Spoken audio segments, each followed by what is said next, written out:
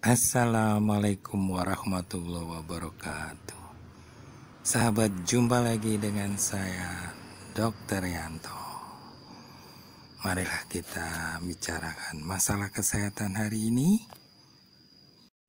Kali ini kita akan bicarakan hepatitis misterius yang sedang atau mulai menyerang Indonesia, terutama yang terdeteksi di Jawa Timur. Ya, banyak anak-anak yang terserang hepatitis yang masih misterius ini. Tercatat ditemukan 114 kasus suspek atau tersangka gejala hepatitis akut di Jawa Timur ini kejadiannya. Mengenai penyebab dari hepatitis misterius ini masih belum diketahui secara pasti, tapi dalam penelitian ada diketemukan adenovirus 41 yang memang sering terjadi pada kasus-kasus pencernaan, tenggorokan dan sebagainya. Apakah mungkin adenovirus 41 ini menjadi penyebab hepatitis yang misterius ini? Masih belum diketahui secara pasti. Yang tercatat sering terkena pada kasus hepatitis akut misterius ini adalah anak-anak di bawah 16 tahun dan lebih banyak di bawah 10 tahun dengan gejala-gejala mual, muntah, kemudian mata menjadi kuning, apalagi semakin berat kulit pun menjadi kuning dan kadang disertai demam.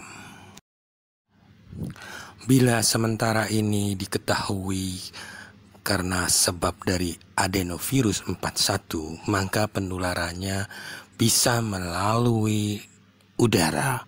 Jadi orang yang terinfeksi adenovirus ini atau yang sudah sakit hepatitis ini batuk sehingga menularkan kepada sekitarnya. Satu, itu. Yang kedua, melalui tangan si penderita ini memegang makanan, ya, kemudian berpindah kepada makanan yang dimakan oleh orang lain sehingga terjadilah penularan. Kemudian juga bisa dari kotoran manusia terpapar oleh tangan si penderita, kemudian mengenai alat-alat makan, kemudian alat-alat makan tersebut dipakai oleh orang lain sehingga terjadilah penularan. Ada dugaan juga melalui air dapat terjadi penularan melalui mekanisme yang sama. Bahkan diduga juga bisa melalui air kolam renang. Nah, ini hati-hatilah kalau demikian. Ibu-ibu jangan membawa ke kolam renang anak-anak yang masih di bawah 16 tahun, 10 tahun ya.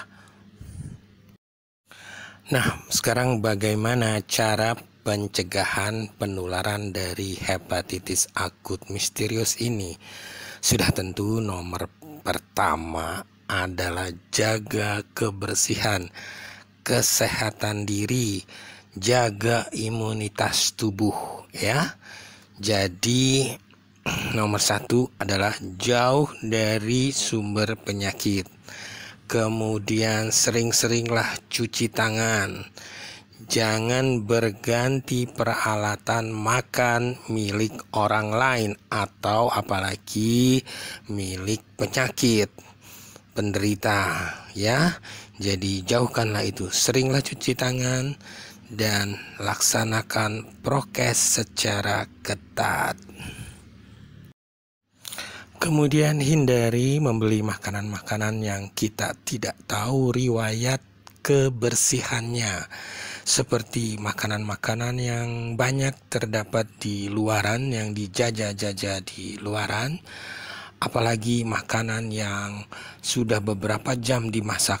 Kalau bisa, belilah makanan yang baru saja dimasak, jadi masih hangat, masih panas ya. Jadi jangan membeli makanan yang sudah beberapa jam yang lalu dimasak, karena itu masih berkemungkinan untuk terkontaminasi oleh tangan-tangan penderita hepatitis akut misterius yang belum bergejala. Ya, sekali lagi yang belum bergejala, sehingga masih bisa beraktivitas untuk memegang makanan, bahkan bekerja di dapur membuat makanan. Demikianlah ibu-ibu, semoga tetap waspada. Awasi anak-anaknya, terutama yang di bawah 10 tahun, jagalah kebersihan dan tetap waspada dan jaga kesehatan dan laksanakan prokes secara ketat.